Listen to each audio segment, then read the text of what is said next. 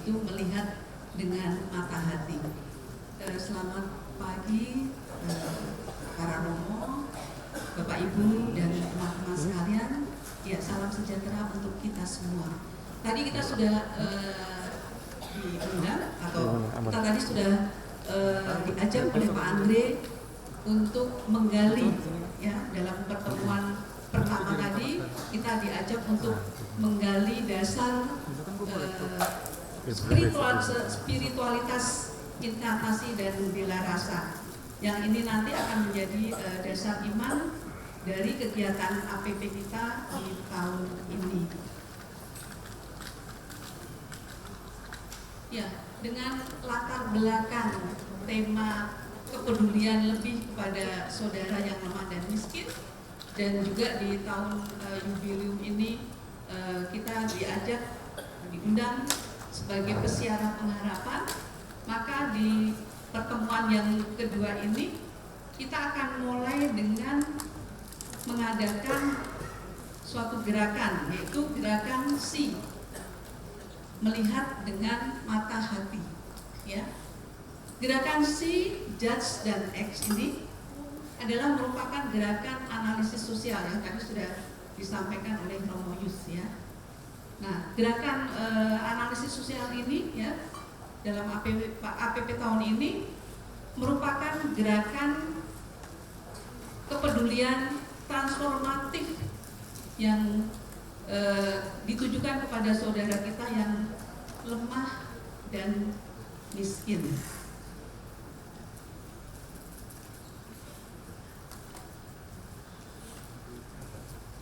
Ya, di dalam gerakan ini nanti kita akan diajak untuk masuk dalam suka duka kehidupan sosial saudara kita tadi, ya, yang lemah dan miskin, dan kita diajak untuk mewujudkan kehidupan mereka yang lebih baik lagi. Nah, untuk masuk ke dalam suka duka kehidupan mereka, ya, kita diajak untuk melihat dengan mata hati. Apa itu melihat dengan mata hati? Ya, melihat dengan mata hati adalah melihat lebih jauh, melihat lebih dalam dari yang terlihat oleh mata fisik. Dan kita juga di sini nanti kita mampu untuk memahami makna tersebut, sehingga akan timbullah rasa bela rasa, ada gerakan, ada tindakan bela rasa, ya. Bela rasa itu sendiri adalah rasa belas kasihan yang begitu dalam, yang menggerakkan dan mendorong seseorang untuk melakukan tindakan pertolongan. Itu sering, ya, ketika kita menghadapi atau mendengar permasalahan yang disampaikan oleh teman-teman kita, mungkin, ya, terkadang kita belas kasih kita tergerak untuk membantu. Berikutnya, seperti yang dikatakan oleh Bapak Paus, ya, pada waktu homilinya di Keuskupan waktu itu di katedral, ya, beliau mengatakan bahwa bela rasa membuat diri kita meninggalkan segala sesuatu yang menghalangi kita untuk dekat dengan sesama yang menderita, yang sedang berada dalam lembah kesulitan hidup. Ya, oleh sebab itu dalam pertemuan APP yang kedua ini kita diajak untuk memandang lebih peka, lebih dalam realita kehidupan serta tantangan yang sedang dihadapi oleh masyarakat pada zaman ini. Dan pada masa prapaskah nanti yang merupakan pertobatan bersama, kita diajak untuk menyadari dan memperbaiki sikap kita yang kurang peka melihat penderitaan sesama. Pada bacaan kitab suci dalam pertemuan yang kedua ini diambil dari Markus 10:46 sampai 52, yang mengisahkan tentang Yesus yang menyembuhkan Bartimeus, ya.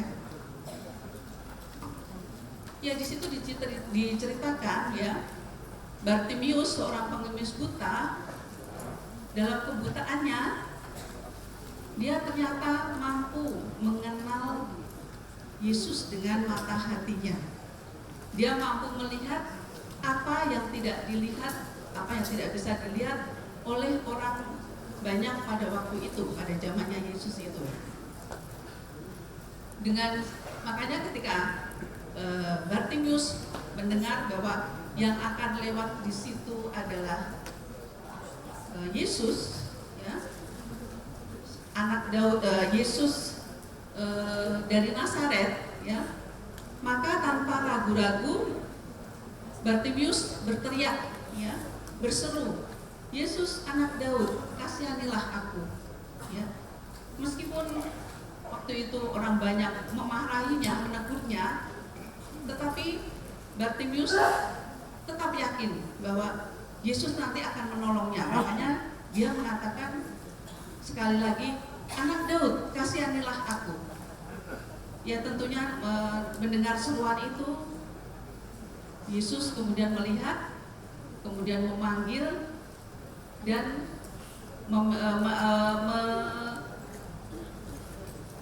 menanyakan kepada Bartimius, ya, apa yang dikehendaki olehnya dari Yesus.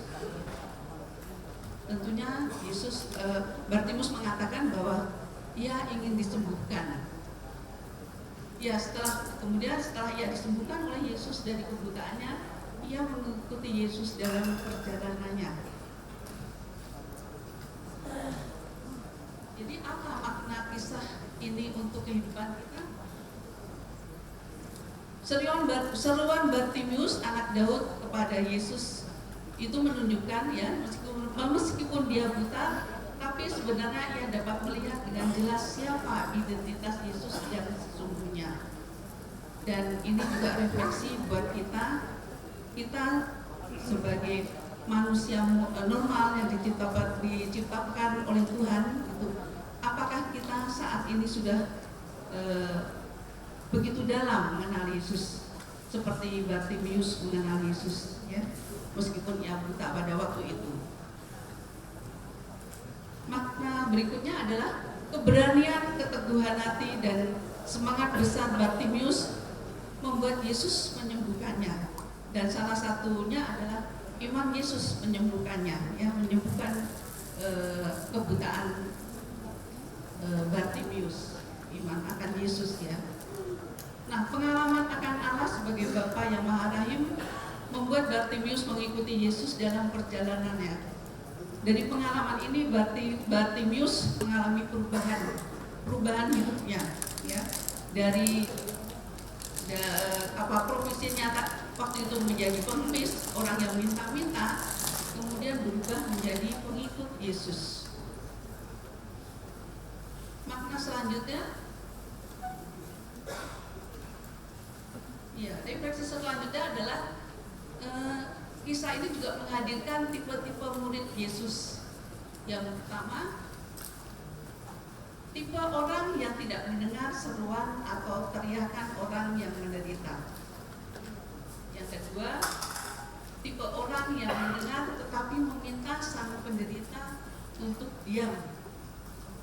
Tipe yang ketiga adalah orang yang mendengar seruan, mendekati sang penderita, dan melakukan suatu tindakan karena mengambil inspirasi dari sosok Yesus sendiri. Nah, untuk diri kita termasuk tipe yang mana? Silakan memilih sendiri. Dari kisah inspiratif ini diambil dari pengalaman Bruder Petrus Bartolom merawat ODGJ di rumah pelayanan Atma Badata. Ya, namanya adalah Rafael, anak muda itu. Ia seorang yang pendiam dan tidak suka bersosialisasi, sehingga dia tidak mempunyai satu orang teman pun, kecuali ibu dan kakaknya. Ketika ibunya meninggal, Rafael sangat terpukul. Lama-lama dia mengalami gangguan jiwa, sering mengamuk, kemudian berteriak-teriak, sehingga mengganggu keberadaan warga di situ. Jadi kemudian oleh RT setempat, karena Rafael itu beragama Katolik, kemudian dibawalah ke Atma Brata. Ya. Oleh Atma Brata, Rafael ditangani dengan baik, dijaga, dirawat, dan dibawa ke dokter spesialis jiwa. Semakin hari keadaan Rafael semakin membaik, sehingga ia dapat dipekerjakan di salah satu rumah pelayanan Atma Brata. Jadi cinta, perhatian, serta dukungan lebih kepada Rafael mampu menyembuhkan sakitnya. Aktivitas dan pekerjaannya membuat perubahan yang lebih baik terhadapnya. Ya, ini tadi mirip dengan Bartimius yang orang buta tadi ya, yang awalnya buta, kemudian profesinya meminta-minta. Setelah disembuhkan oleh Yesus, kemudian dia mengikuti Yesus. Ada perubahan hidupnya. Demikian juga dengan Rafael, setelah dirawat oleh Atma Brata, kemudian dia menjadi lebih baik. Bukan. Ya, untuk implementasi pastoral tadi sudah disampaikan oleh Romo Ibu jelas, ya. Kita lewati saja. Rafael itu yang Begitu juga untuk dinamika kelompok ya.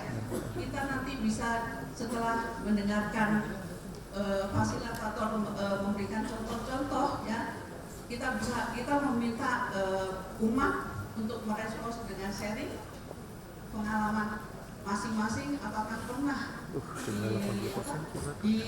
punya pengalaman mendapatkan cerita tentang penderitaan keluhan yang disampaikan oleh teman kita itu tadi.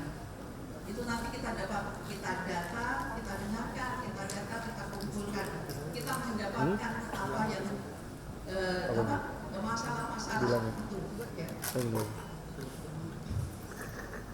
Ya, sampai pada refleksi penutup. Berhadapan dengan ketidakadilan dan masalah sosial, diperlukan semangat kebersamaan.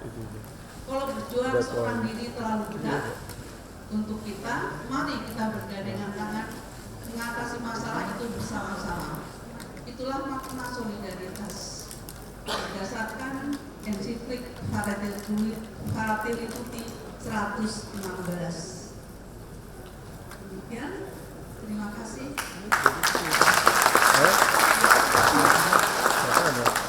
Saya undang Pak Beni untuk menyampaikan materi yang